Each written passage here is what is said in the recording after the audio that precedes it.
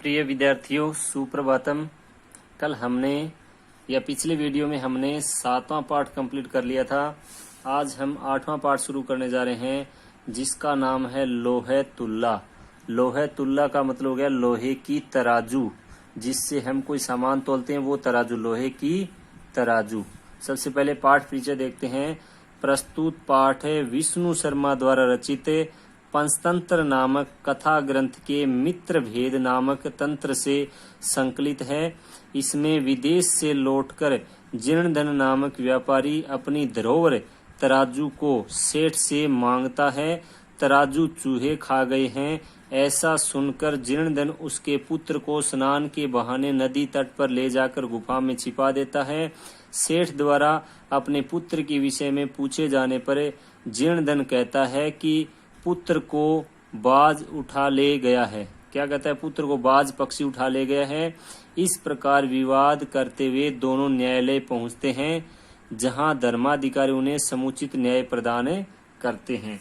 देखिए, आपको छोटी सी कहानी बताता हूँ इस पाठ से संबंधित है।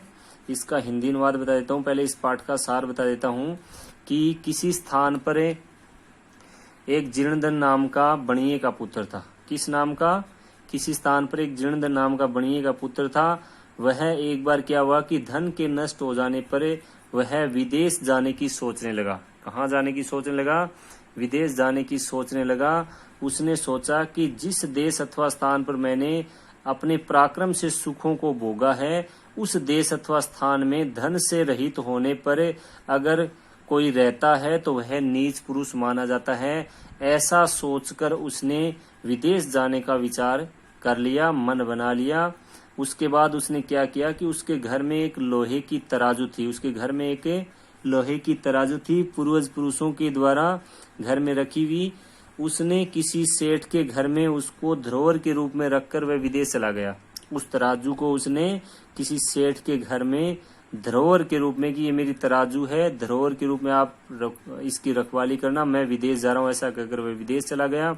इसके बाद वह लंबे समय तक वहां घूम करके वापस अपने नगर में आता है। नगर आने के बाद उसे वो तराजू याद आती है, तो वह सेठ के पास चला जाता है और कहता है कि हे सेठ जी, मेरी जो धरोहर के रूप में रखी गई थी वो तराजू है ना, वो मुझे देओ।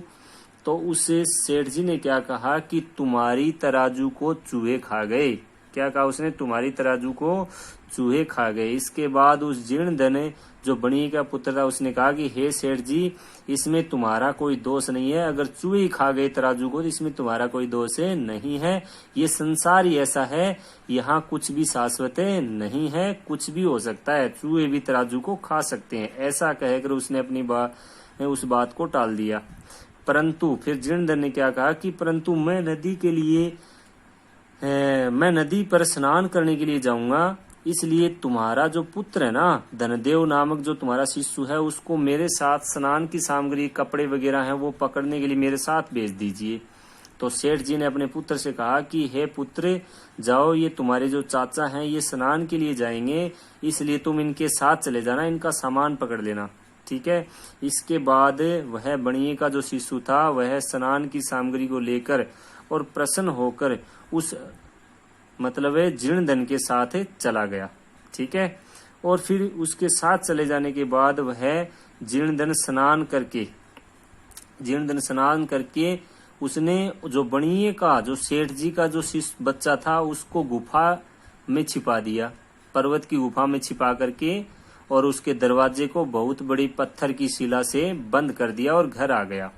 जब जीर्णधन वापस घर आ गया तो उस सेठ जी ने पूछा कि हे सेठ जीर्णधन, बताइए मेरा वो पुत्र कहाँ है जो आपके साथ नदी पर गया था, वो पुत्र कहाँ है? तो उस जीर्णधन ने कहा कि हे सेठ जी, आपका जो पुत्र था उसको तो बाज पक्षी है ना, वो उठा कर ले गया।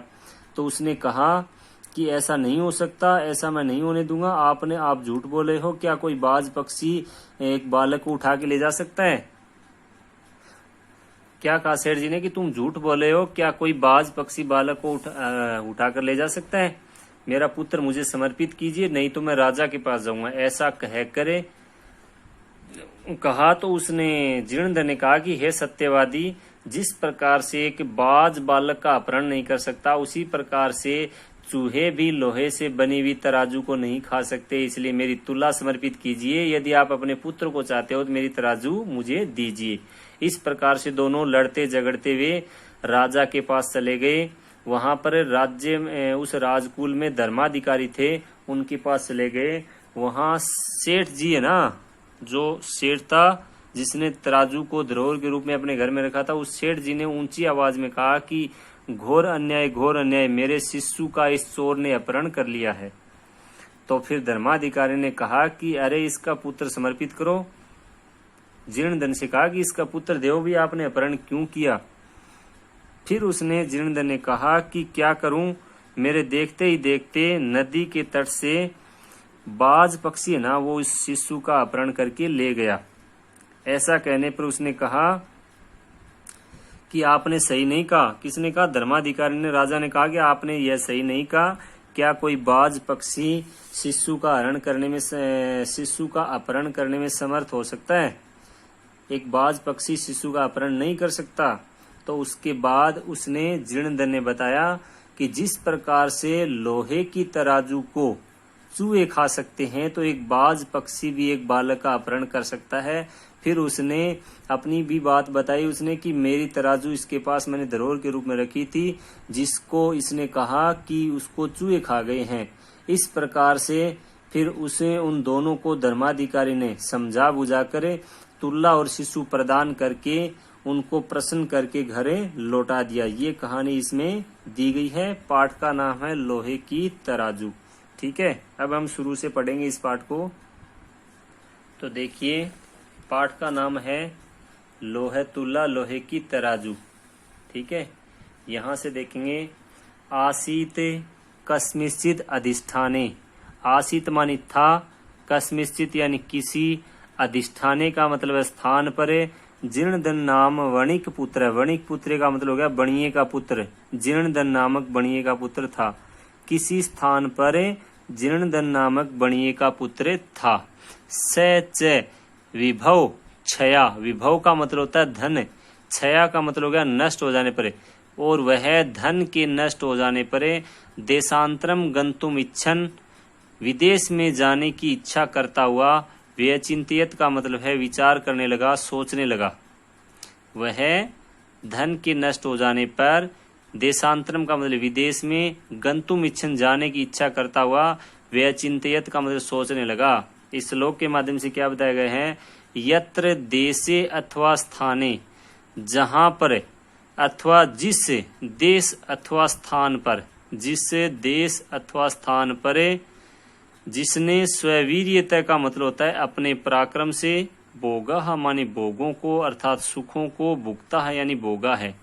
जहां जिस देश अथवा जिस स्थान पर जिसने अपने पराक्रम से भोगों को भोगा है, सुखों को भोगा है, तस्मिन विभवहीनो, उस धन से रहित, विभवहीनो का मतलब है धन से रहित स्थान अथवा देश में, यह वसेत जो रहता है, सह पुरुष अधम है। यहाँ दीर्घ संधि है, पुरुष प्लस अधम। अधम का मतलब होता है नीच, पुरुष है यानी पुरुष। जो जिस देश अथवा स्थान पर जिसने अपने पराक्रम से सुखों को भोगा है, उस धन से रहित देश अथवा स्थान पर जो रहता है, वह अधम पुरुष माना जाता है, वह नीच पुरुष माना जाता है।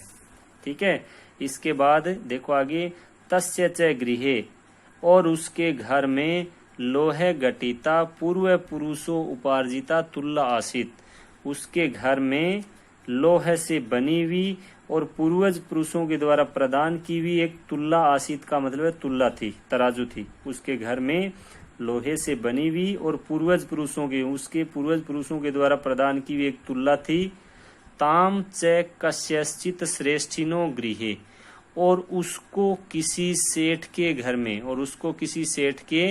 घर में, निक्षेप भूताम का मतलब है धरोहर के रूप में, कृत्वा का मतलब यहाँ करके नहीं होगा, रख कर, धरोहर के रूप में रखकर, देशांतरम प्रस्थित है, विदेश चला गया।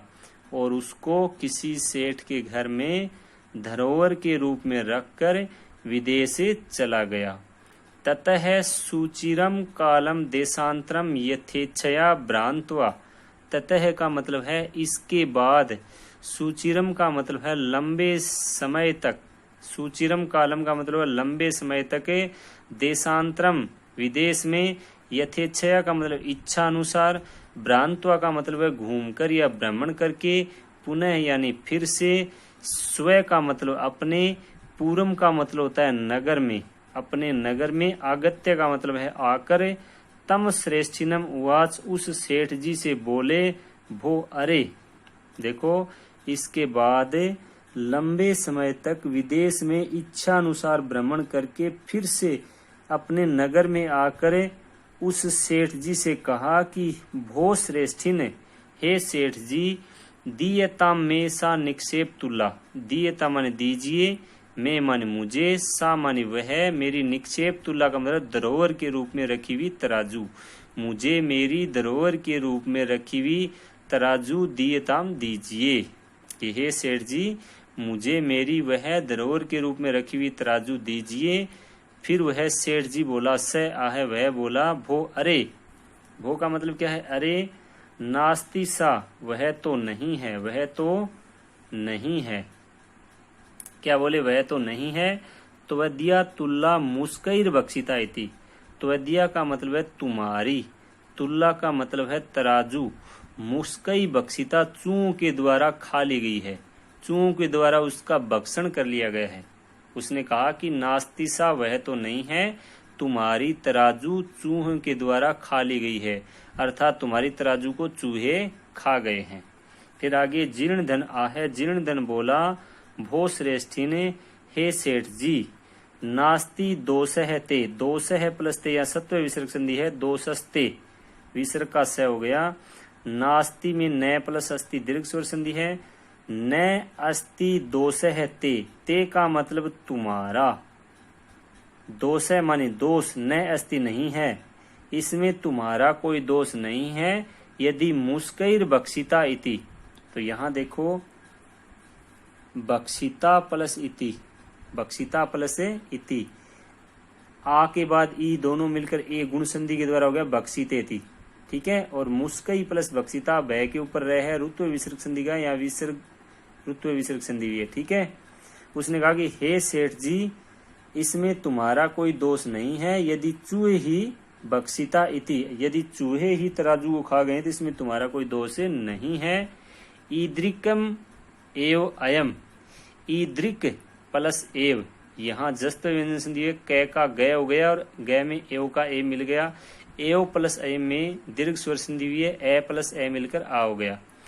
ईद्रिकम एव अयम संसार है, यह संसार ऐसा ही है, यह संसार ऐसा ही है, न किंचित अत्र शाश्वतम अस्ति, यहाँ कुछ भी शाश्वत नहीं है, शाश्वत का मतलब निरंतर चलने वाला, यहाँ कुछ भी शाश्वत नहीं है।